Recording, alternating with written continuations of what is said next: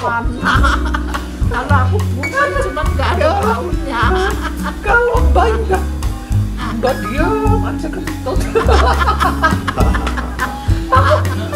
Aduh, ibu banget kentut saking Mbak langsung ini.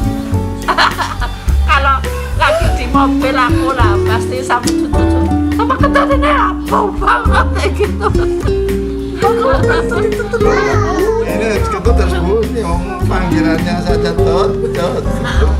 Aku pasti orang kentut bunyi. Silakan.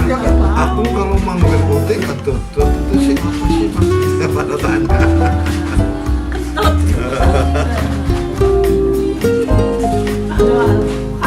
Naik mobil ada yang kentut masih berisik banget. Buka dulu, buka. Baunya berisik banget. Yang naik itu berisik pada ngomong semua. Kalau lagi pacaran buru-buru kentut di sini.